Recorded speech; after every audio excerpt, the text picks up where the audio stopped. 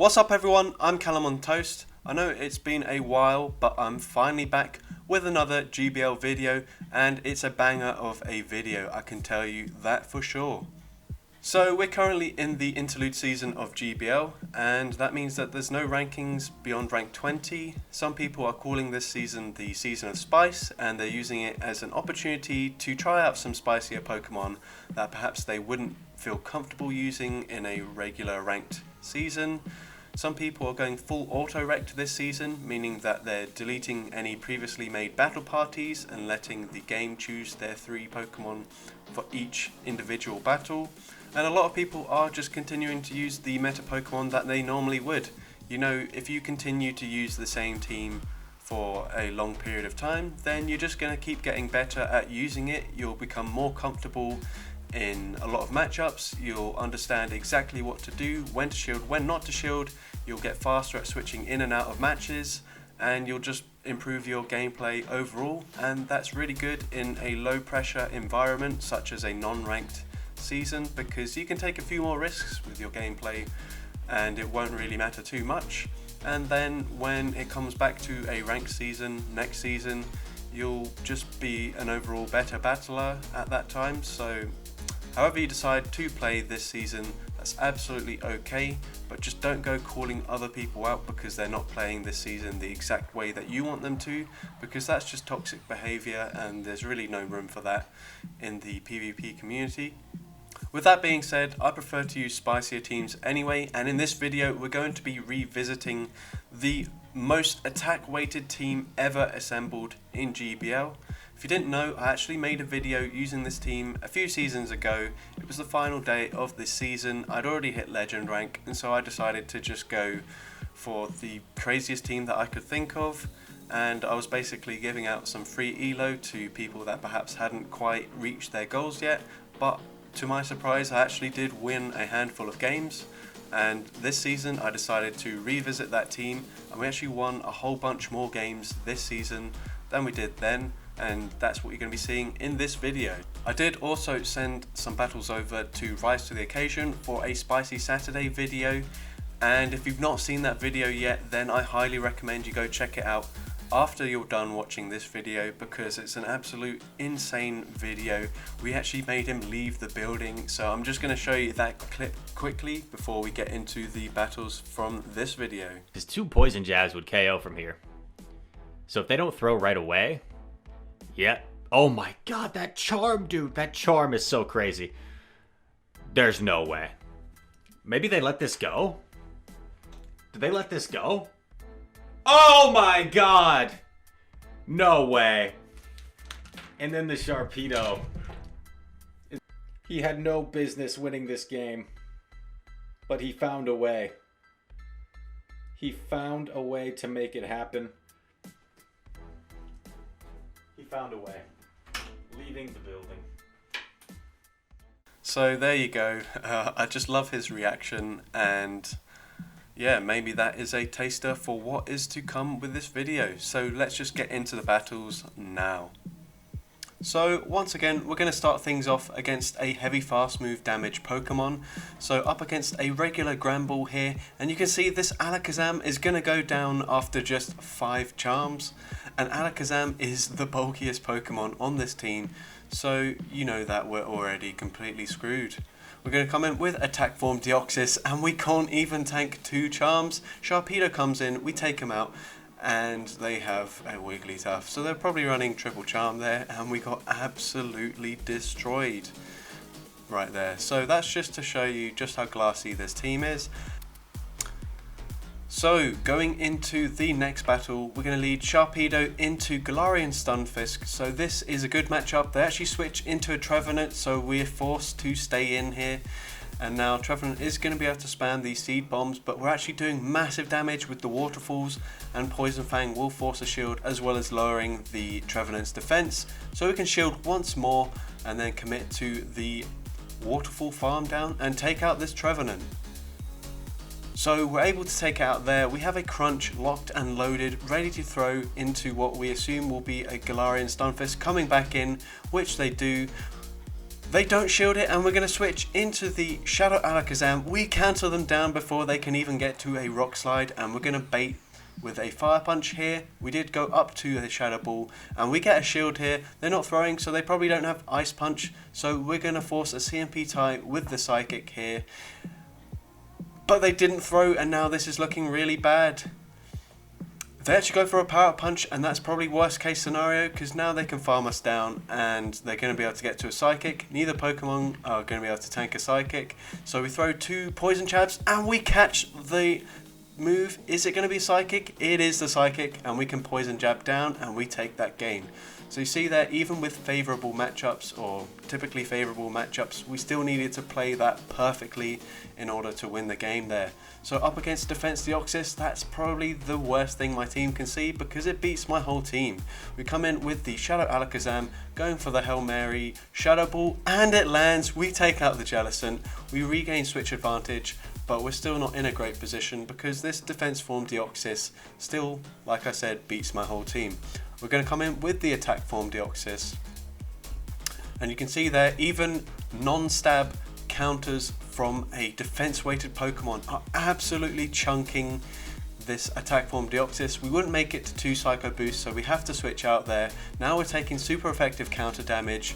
We lag a little bit there, but we're able to take out the Deoxys, and they have a Registeel in the back, so at least we're not going to take very much damage from these lock-ons. We land the crunch and the defense drops, and now we're going to be able to waterfall farm down here. I was contemplating whether I should poison jab down for the BM, but we're actually just going to shield that up. The waterfall damage went through and we take that game. GG's to my opponent there. Into the next game, we lead into a Walrein, so this is actually a reasonably neutral matchup, and we can tank an Icicle Spear. It is resisted, but it still does massive damage there. We're going to go for the crunch. Maybe we should have baited with a Poison Fang, because they probably shield, and they do shield. We switch into the Alakazam. They get to another Icicle Spear, but I'm hoping that I can counter them down before they get to a third, and we are able to, so that is good news. They come in with a Talonflame. We throw after 2 counters, and we're just going straight for the Shadow Ball.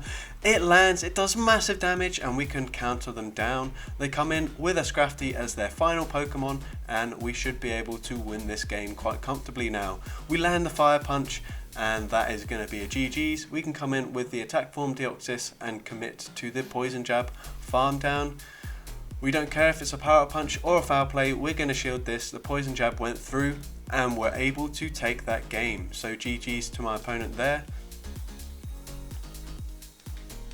Into the next game, we lead into a Trevenant. So once again, this is where we need to see it, because our back 2 Pokemon are absolutely screwed if Trevenant is able to get onto those Pokemon.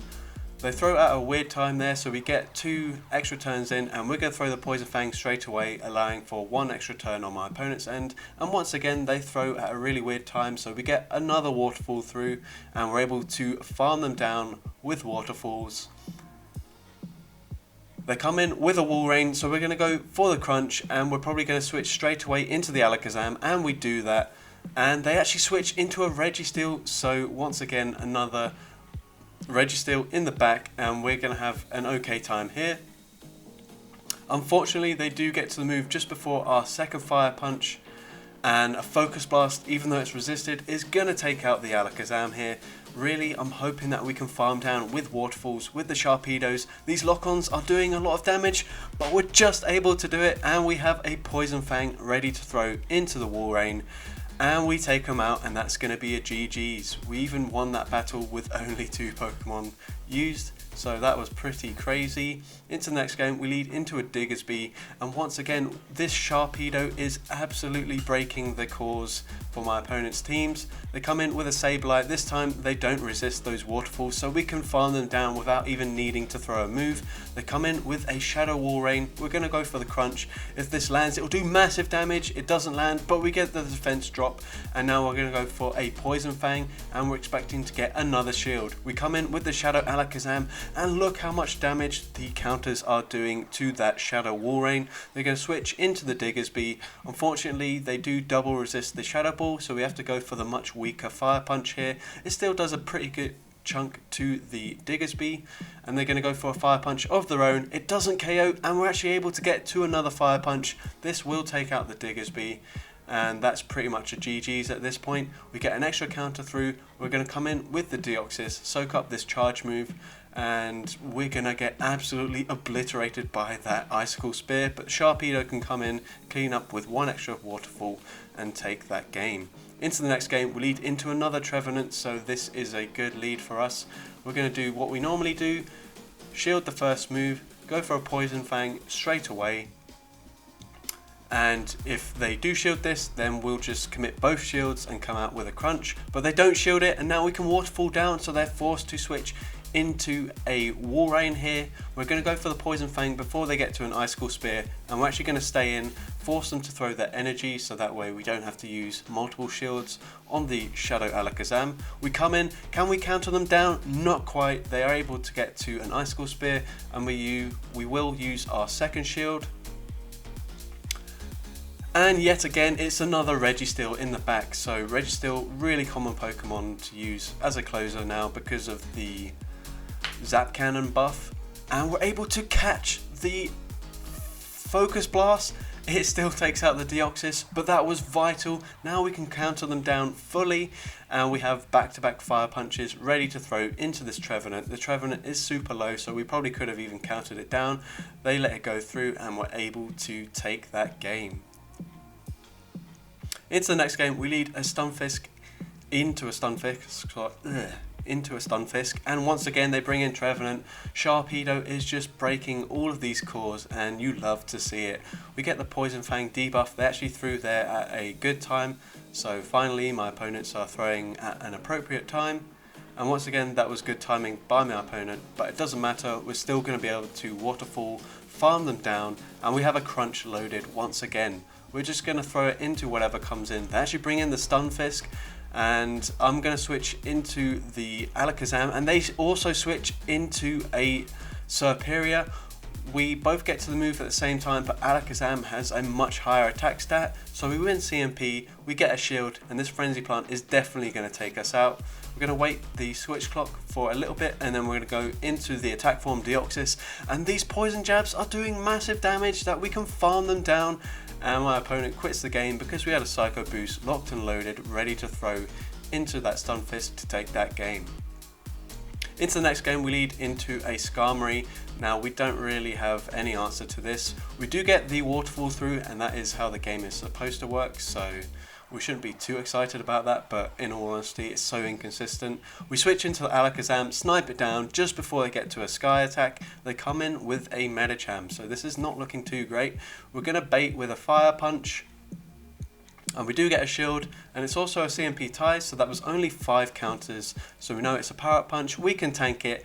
And can we get to the second Fire Punch? We can, so that is good. This will do quite a decent amount of chip damage. We actually get another shield, so we're going to come in with the Sharpedo, go straight for a crunch, and that should nearly KO. But the game didn't let me throw a move, and now we're going to lose here, so that's a real shame. But luckily it's an interlude season, ranking doesn't matter, so we're not going to get too tilted about that one, but I would have liked to see what was in the back to know if we could have won it or not. But oh well. Into the next game, we lead into a Bastiodon. They switch into a Hitmonchan, and our Sharpedo is already at half health because we were slightly slow to switch out there. We come in with the Alakazam, we shield the first move, and they get to another move. I was counting, that's just 5. It's a Power Up Punch, we tank it, we counter them down fully. They come in with the Bastiodon once again. It does massive damage, and these counters absolutely chunk the Bastiodon. We come in with the Sharpedo, waterfall them down. We're going to blind throw Poison Fang into whatever comes in, and it's actually a Politoed. So we get a shield, the defense is lowered, these poison jabs are doing massive damage, and we get an extra poison jab through here. We shield this up, and now we're going to throw after 4 moves. The reason we threw here is because even when shielded, the charge move is going to do 1 damage, and maybe that 1 damage will be enough to swing this game in my favour. We go down to a Weather Ball, and the Sharpedo comes in, and it's a simultaneous KO, and it's a tie. So that Me throwing the move there didn't really make a difference, but just in case, I thought it was better to throw it. We lead into a Walrein here, and my opponent is actually going up to the Earthquake there. They're not going to go for the Icicle Spear, and they don't shield a crunch, so we take them out. They come in with a Talonflame, and we can farm them down before they even get to a charge move. I blindly throw the Poison Fang, but I should have known that whatever was in the back was also weak to Sharpedo. It's a Unova Stunfisk, and these waterfalls are doing huge damage. We nearly sweep them with just our Sharpedo, but Alakazam can come in and clean things up and take that game. So once again, Shadow Sharpedo just breaking these cores so well. You absolutely love to see it. We're up against a Politoed here, and this is one of the rare occasions where we can actually tank a charge move quite comfortably with the Sharpedo. We're going to go straight for the Poison Fang, because if we threw one more Waterfall, the Politoed would beat us to the next move. And they're going to throw straight away. We got a shield, so we're happy to let the Sharpedo go down. And this is also a rare instance where we're not taking that much damage from Politoed's fast move, non-stab mud shots from Politoed, still doing a decent amount of damage to the Deoxys. We take him out with Poison Jabs, and my opponent comes in with a Gliscor, so we're just going to go straight for the Psycho Boost. It lands, it does massive damage, we switch and we snipe them down with the Alakazam, and they have a Scrafty in the back, so this is all but over for my opponent. I'm going to go for the Fire Punch. This will probably get the last shield. It's a CMP tie. That was not enough for the foul play, but just to make sure that I win this game, I'm going to shield up and I can commit to the counter down and take that game. So another GG's to my opponent, and into the final video, or the final battle of this video, we lead into a Venusaur. They're actually staying in and they catch a move, so very good play there. They resist the counters, they catch a move on a Primeape, so maybe not the best switch there. They're forced to shield, but they do get to a Night Slash, and we are also forced to shield if we want to maintain switch advantage. They did get a boost, so that is not looking good, but they let the Fire Punch go through, so we're okay with that. They come back in with the Venusaur, and now we're in a pretty bad situation, but we're able to get to the Psycho Boost. My opponent is likely going to farm us down, but they actually threw there, and it was a CMP tie. That was literally the best case scenario for us here, because hopefully they're not going to be able to get to 2 more Frenzy Plants, and even though it's resisted, we're going to be able to Waterfall farm them down here. And what do they have in the back? It is a Shadow Walrein. We're going to go for the crunch. They did just get their 5th Powder Snow through here, and the crunch doesn't KO, but they overtap and we take that game. So GG's there. Some crazy battles in this video. If you did enjoy today's video, make sure you leave a like, leave a comment letting me know, maybe even share it with some of your friends if you really did enjoy it that much. It would really help me out. My PvP videos often don't perform very well compared to my Team Rocket content, so if you do want to see more content like this, then I'd really appreciate as much support as I can get, as it will help motivate me to make more content like this. And with that being said, I have a very entertaining video coming very soon, trying to win with a Great League team in the Open Ultra League. So if you're excited for that, then also leave a comment. And with that being said, thank you all so much for watching this video, and I hope you have a good rest of your day.